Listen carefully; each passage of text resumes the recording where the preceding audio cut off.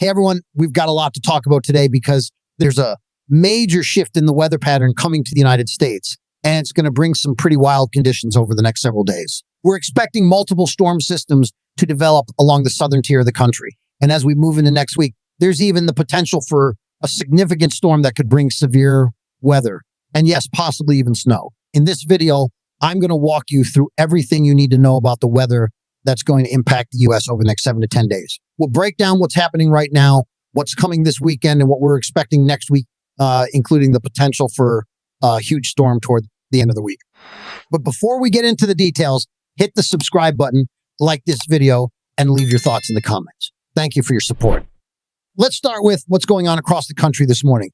We're finally seeing the last of that powerful storm system that's been causing severe weather over the last 3 days. The good news is that it's moving out and only a few lingering showers are hanging on in parts of New England. But on the backside of this system, colder air has settled in, and that's led to some light snow and even some quick moving snow squalls across parts of Ohio, Indiana, Kentucky, and Tennessee.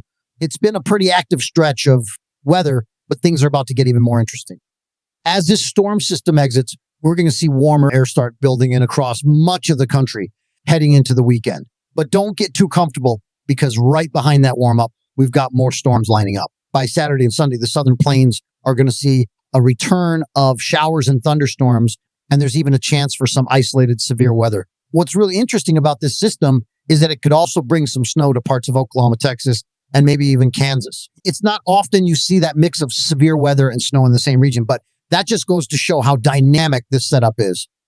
And this is just the beginning. The weather pattern over the next couple of weeks is going to stay very active, with multiple storm systems expected to sweep across the country. A big part of this has to do with what's happening in the upper atmosphere, specifically with the jet stream. Right now, we've got two main troughs influencing the weather. One is sitting over the West Coast, and it's already bringing heavy snow and rain to parts of California and the Four Corners region. The other trough, the one that just moved out of the central U.S., left behind some serious damage, including widespread wind reports and confirmed tornadoes. In fact, we've had 22 confirmed tornadoes from this system over the past 72 hours, which is even more than I initially expected. And while that's a pretty high number, it could have been even worse. This system had the potential to produce even more tornadoes than we saw. So in some ways, we actually got pretty lucky. As we move into the weekend, that West Coast storm is going to push over the Rockies and eventually into the southern plains. This is where things start ramping up again. By Saturday, we'll see showers and thunderstorms developing across the southern plains. And as the system moves east into Sunday, there's a chance for some isolated severe weather across the southeast. In addition to the storms, this system could also bring some light snow to parts of Oklahoma, Texas, and northwest Arkansas. We're not talking about a major winter storm here, more like some light snow flurries, but it's still something to watch, especially if you're hoping to catch one last glimpse of winter weather before spring fully takes over.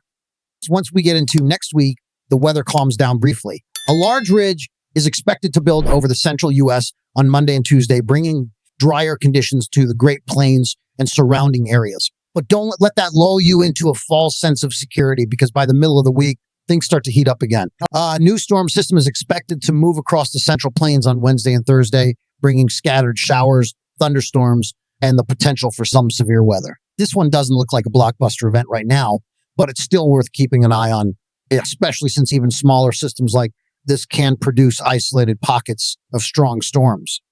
But before we get into the details, hit the subscribe button, like this video, and leave your thoughts in the comments. Thank you for your support. The real headline, though, is what's coming toward the end of next week. By Thursday and Friday, confidence is growing that we're going to see a major storm system develop. And I really think this one could be comparable to the storm we just went through, if not even stronger. We're still about 7 to 8 days out, so it's too early to lock in the details, but the overall setup is looking pretty intense. We're expecting a deep and powerful trough to move across the Rockies and into the central U.S. And with that kind of upper level support, there's a strong chance for severe weather and possibly even a winter storm. One thing that really stands out about this potential storm is just how strong the models are showing it could be. The GFS model, for example, is already indicating pressure levels around 973 MBMO, and that's incredibly low. For context, the storm we just had set some barometric pressure records in the Midwest with pressure around 979 MBE. So if this next system verifies, we could be looking at another record-breaking event. Even the European model, which shows the storm taking a slightly different track, is picking up on the potential for a powerful system with strong winds and widespread impacts. Meanwhile, our friends on the West Coast aren't going to get much of a break either. Next week, we're expecting multiple storm systems to move through the region. The first one arrives on Monday, bringing showers and snow showers to California and the higher elevations. But the bigger storm comes midweek, UK, and this one's going to pack a punch. By Wednesday, we could see heavy rain, significant mountain snow, and strong winds impacting the West Coast. Now, let's get into the heart of the forecast and take a look at the 6 to 10-day temperature outlook. This covers the period from March 10th to March 14th. And what really stands out here is the presence of a negative PNA Pacific North American pattern. In simple terms, this usually means colder than normal temperatures settle over the western United States. And in response, warmer air is pushed up into the central and eastern states. This pattern is very well established right now, and it's been the dominant driver of the weather we've been seeing.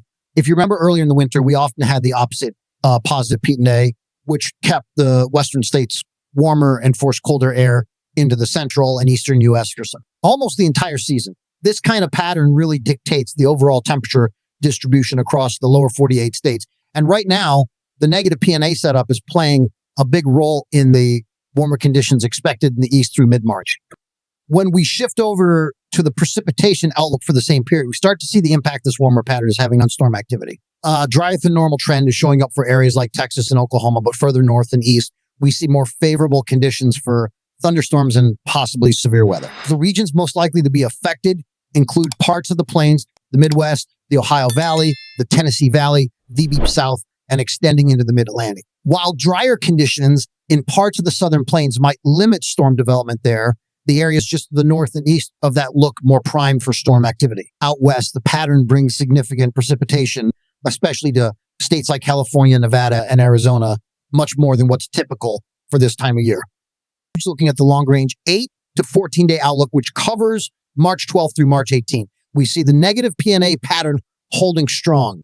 This continues to push warmer air into the central and eastern states, particularly favoring warmer conditions in the east. Precipitation-wise, the west remains very active with above normal precipitation, while the southeast and parts of the Ohio Valley see their chances for storms increase. Texas and Oklahoma, however, stay relatively dry through this stretch. When we take a step back and look at the temperature trends we've seen so far this month, since the start of meteorological spring on March 1st, there's already been quite a bit of variability. Just over the past 5 days, we've seen a notable shift toward warmer temperatures, and this aligns well with the overall pattern we're seeing develop. The western and central states have been seeing a good deal of warmth, while the east has been a bit cooler or closer to neutral. But as the month progresses, we know those eastern areas are going to warm up significantly, and that's going to happen pretty quickly. The European model shows the development of a major storm system over the Great Lakes region with a central pressure of 981 millibars, a strong storm by any measure. This brings heavy snowfall to parts of the upper Midwest, including Iowa, Missouri, Wisconsin, Minnesota, and the upper peninsula of Michigan. In addition to the snow, the system brings very strong winds and a significant threat of severe weather across parts of Virginia, North Carolina, and South Carolina. The severe weather potential isn't just limited to those states, though much of the surrounding region is also at risk for thunderstorms and damaging winds. As we move forward through the forecast, we see more systems developing. By March 7th, a new low pressure system forms over Missouri, a concerning spot as systems in this location often lead to severe weather outbreaks. Later in the month, another powerful storm develops over Kansas with a central pressure of 979 millibars and an expansive area of thunderstorms and severe weather stretching across multiple states. March is going to stay active. We're looking at multiple rounds of severe weather, heavy snowfall in the northern states, and a continued warm regime across the central and eastern U.S. The models are in pretty strong agreement on this, which adds to the confidence in this forecast. So, as we gear up for what's shaping up to be a very active and stormy March, make sure you stay tuned. I'll be keeping you updated on every development. If you haven't already, hit that subscribe button and turn on notifications so you never miss an update. Thanks so much for watching, and I'll see you in the next video.